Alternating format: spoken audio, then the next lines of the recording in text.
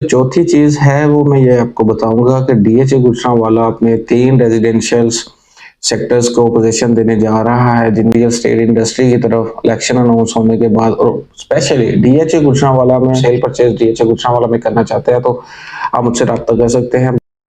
बिस्मिल्लाहिर्रहमानिर्रहीम, अस्सलाम वालेकुम। उम्मीद करता हूँ कि आप सब खैर आफियत से होंगे। तो आज हम बात करने जा रहे हैं डीएचए गुजरांवाला के बारे में। सबसे पहले हम डीएचए गुजरांवाला की मार्केट कंडीशन को देख लेते हैं।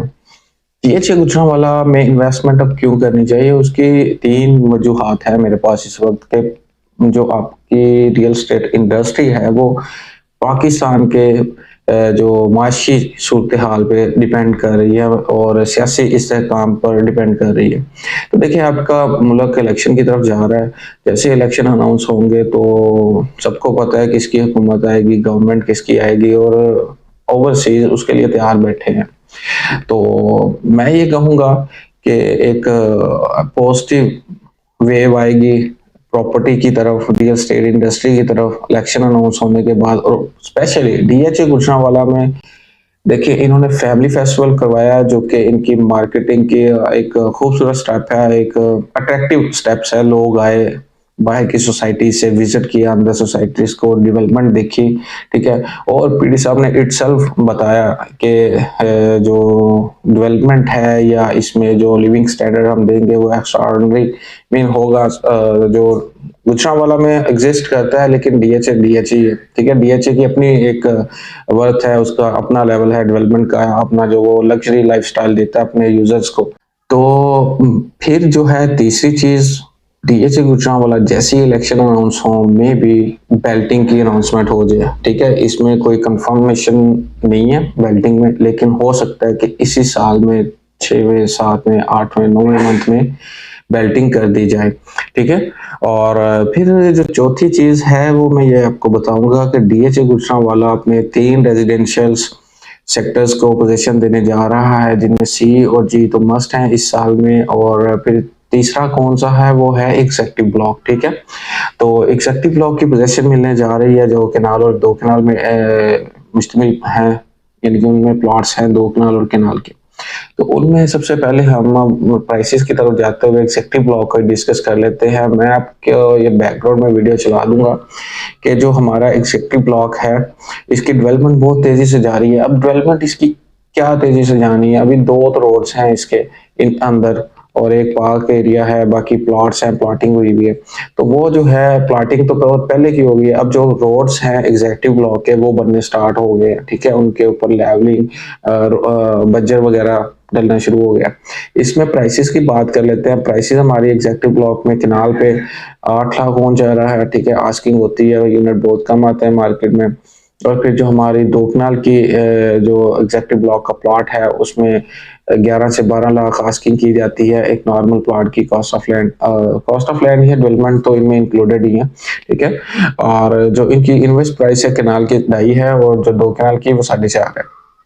बात कर लेते हैं हम अपने 5 मरला फाइल की। 5 मरला एलोकेशन जो हमारी है 32.5 सवा 32 में अवेलेबल है और जो एफिडेविट है सवा 33 में मिल जाता है, ठीक है? 10 मरला एलोकेशन की बात करें तो 10 मरला एलोकेशन आपको सवा 49 साढ़े 49 में अवेलेबल होती है और जो एफिडेविट है वो आपको 52 साढ़े 52 के राउंड अबाउट मिलता है, ठीक है? इसके इन बिटवीन ही आपको मिल जाता है और एफिडेविट अभी भी लग नहीं रहे, मीन लेटर्स आने में थोड़ा नहीं बहुत ज़्यादा टाइम लग रहा है, 2 मंथ हो गए मेरे भी, 2 लेटर अभी नहीं आए। तो केनाल की बात कर ले, केनाल एलोकेशन आपको सवा 78 में अवेलेबल हो जाती है और जो एफिडेविट है वो आपको 82 के राउंड अबाउट मिल जाता है, ठीक है? और फिर हम बात कर लेते हैं अपने प्लॉट्स की। प्लॉट्स जो प्राइसेस हैं 5 मरला की सी और के सेक्टर के प्लॉट्स वो आपको 32 33 से लेके 44-45 तक मिल जाते हैं। अब जो ये 31-32 से लेके 35-36 तक है वो के सेक्टर में है और जो 37-38 में से लेके 45 तक है वो सी सेक्टर में है, ठीक है? कैटेगरी वाइज, ब्लॉक वाइज, इनके लोकेशन वाइज रेट्स हैं। 10 मरला की बात करें, 10 मरला प्लॉट हमारे सी और जी सेक्टर के जो है C5 और G2 जो ब्लॉक है, ठीक है? इन दोनों सेक्टरों का वहाँ जो है 62-63 normal plot cost of land में मिलता है, डिमांड थोड़ी ऊपर होती है और जो है ना कॉस्ट ऑफ लैंड पे डील होती है और इसमें थोड़ी बेहतरी आई है मार्केट इनकी ना C5 और G2 के प्लॉट्स की। और जो कैटेगरी है वो आपको 67-68 में मिलता है, ठीक है, कॉस्ट ऑफ लैंड। फिर हम जी सेक्टर की बात कर लेते हैं, G1 की, जिसमें 10 मरला प्लॉट ब्लॉक G1 ब्लॉक है उसके 10 मरला प्लॉट की। तो वहाँ आपको प्लॉट मिल जाता है 61 का, 62 का नॉर्मल प्लॉट, कैटेगरी 65-66 का अवेलेबल होता है।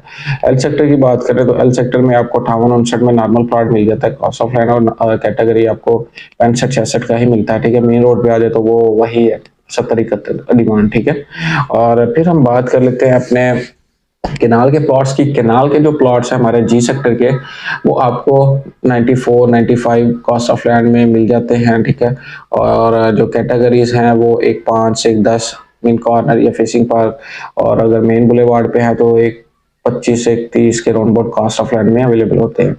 एल सेक्टर की बात करें तो एल सेक्टर में भी तकरीबन यही रेट है, अब 85 से 90 के दरमियान नॉर्मल प्लॉट मिलता है, और जो मेन कॉर्नर फेसिंग पार्क है वो 1-5, 1-10 के राउंड अबाउट ही होता है आस्किंग उसकी ना, तो क्लोज करके थोड़ी डील हो बन जाती है। फिर मेन बुलेवार्ड पे बात कर ले, मेन बुलेवार्ड के प्लॉट आपको 150-160 की कॉस्ट ऑफ लैंड में मिल जाते हैं, ठीक है।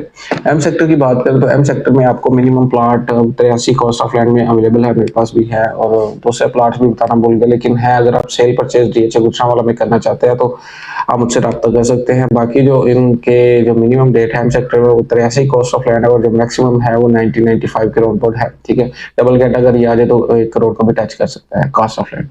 तो फिर विलास पर बात कर लेते हैं। विला हमारे जो है 5 मरला विला 5 लाख ओन है, और 6 मरला विला 22 लाख ओन है, और 10 मरला विला हमारा 20 से 21 लाख ओन में मिल रहा है, ठीक है। विलों की जो पोजीशन है वो तकरीबन मजबूत है, बकदरे 5 मरला विला थोड़ा सा इसका रेट डाउन है, लेकिन अब फिर ऊपर यानी कि जाना शुरू हो गया है। और जो इनकी डेवलपमेंट की स्टेटस है वो भी ठीक है, नॉर्मल है, ज़्यादा बेहतर नहीं है और ना हल्का है, दरमियाना चेहरा है। तो आज के लिए इतना ही। अपना ख्याल रखिएगा और अपने चैनल का भी। अल्लाह हाफिज़।